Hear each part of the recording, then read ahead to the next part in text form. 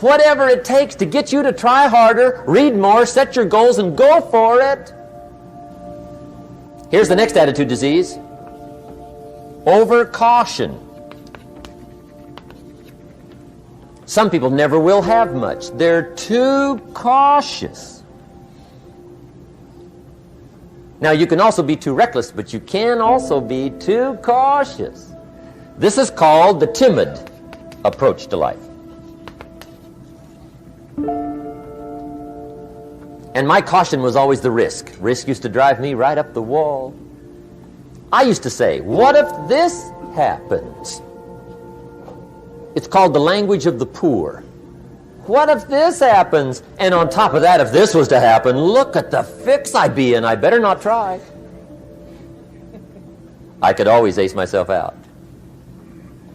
Then I'll tell you what changed my whole life when I finally discovered that's risky.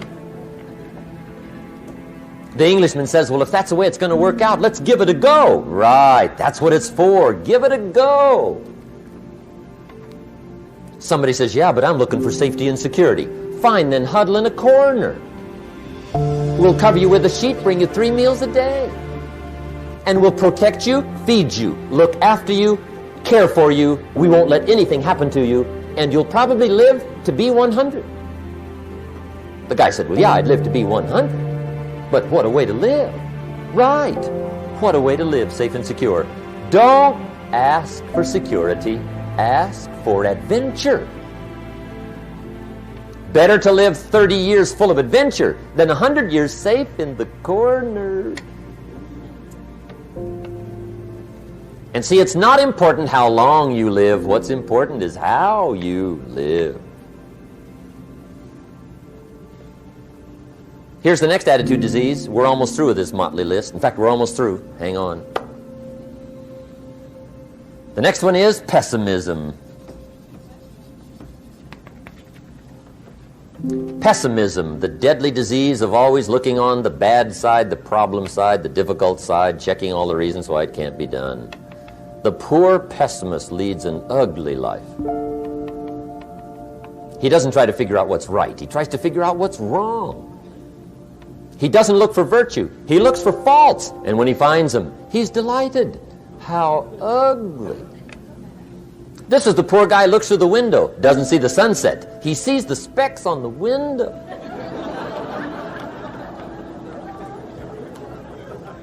And this is the poor guy, right, who rushes up, takes such leave of his senses. This guy rushes up and he says, I've got 5 good reasons why it won't work.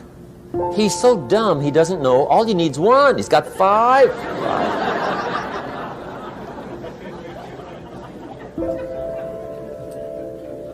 To the pessimist, the glass is always half empty.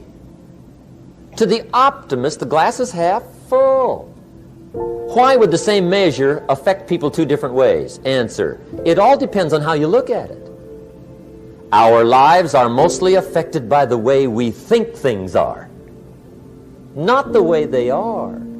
The way we think they are affects us most. There's a subject we don't have time to get into tonight called better thinking habits. One of the major things Shove taught me when I met him, he said, poor thinking habits keeps most people poor. Not poor working habits. Most people work hard, but they don't think hard. And Shove taught me that the mind is like a factory, a mental factory. And whatever you think about all day long pours ingredients into this mental factory. And that's what builds the economic, social, financial fabric of your life. He quoted me a Bible phrase that says, as you think, so you become. How awesome. When he talked about poor thinking habits, he had me. I used to start the day reading the morning newspaper. I mean, you can believe that or not. I'd get a cup of coffee and read the paper. I'd load up on wars and riots and murders and stabbings and killings and bank robberies and muggings and car wrecks and tragedies. I'd even read the back pages. I seem to like that stuff for some weird reason. I'd load up on all that, and then I'd start the day. You can imagine the kind of days I used to have. You walk around on your financial knees. They call you economic peewee.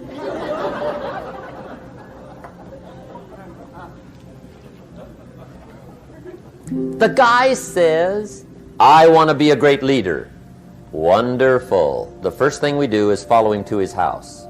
When we get there, we walk in and check his library, number one. Somebody says, well, why check his library? The reason is because what a man reads pours massive ingredients into his mental factory, and the fabric of his life is built from those ingredients. You would not believe what some people have got in their house to read. You would not believe. One of the best dressed up words I know for a lot of it is trash. Can you imagine dumping a barrel of trash into this mental factory every day and coming out with a rich, dynamic, positive life? It can't be done. You might as well try making a cake with cement. The kids back in Danbury, Connecticut, high school, they're asking me questions one day. I'm talking to the kids. Kids got good questions these days. One of them said to me, Mr. Rohn, how do you build the good life? I said, it's simple. It's not easy, but it's simple. Here's how you build anything. Select the right ingredients, keep out the wrong ingredients, and it starts with thought. Everything starts with thought. So you must be wise and careful what you think about, because that starts everything. You got to be wise and careful. I asked the kids, what would happen if somebody dropped sugar in my coffee? They said, well, you'd be okay. I said, what if somebody dropped strychnine in my coffee? They said, well, you'd be dead. I said, correct. Lesson one, life is both sugar and strychnine. You gotta be careful. I said, what if my worst enemy drops in the sugar?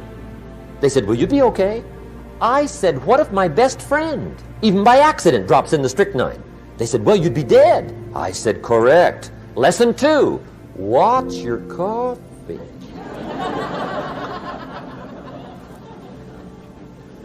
You got to be careful. See, it doesn't matter who hands you the bad stuff. It doesn't matter where you get the bad stuff. It'll still do its damage on your bank account, wherever you get it.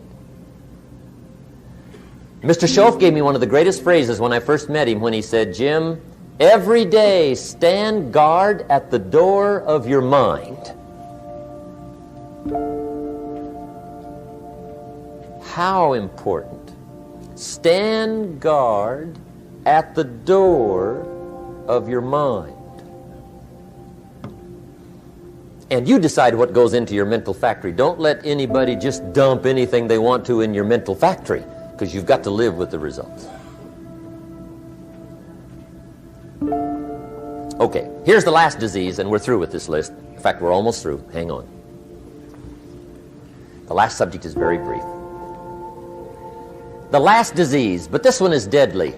Engage in this one, indulge in it even slightly, and you might as well forget the future, because it's going to forget you. Complaining, crying, whining, griping, a Bible word called murmuring. See, that'll ace your future.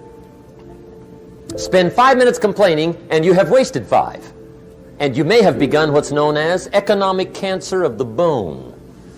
Surely they will soon haul you off into a financial desert and there let you choke on the dust of your own regret. I hope I said that well, so you won't forget. It's a deadly disease. If you don't think it's bad, ask the children of Israel of Old Testament fame. Typical of us all, their story just happened to get in the book. Story says, children of Israel were slaves. God performed a series of dazzling miracles and got them out. And now they're heading for the promised land. Remember the story?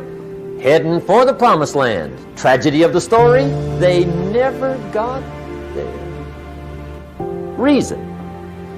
From day one, they started to complain.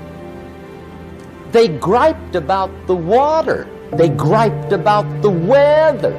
They whined and cried and griped about the food. They griped about the leadership. They whined and cried because it was too far, too cold, too hot, too difficult, too miserable. I mean, they whined and cried for years. Finally, God said, I've had it, trip canceled. Or something like that.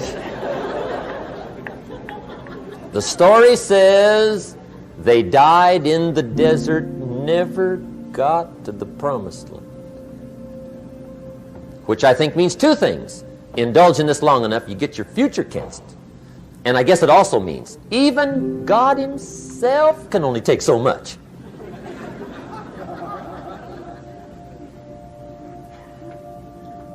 Okay, you're winning the war, and this is part of it.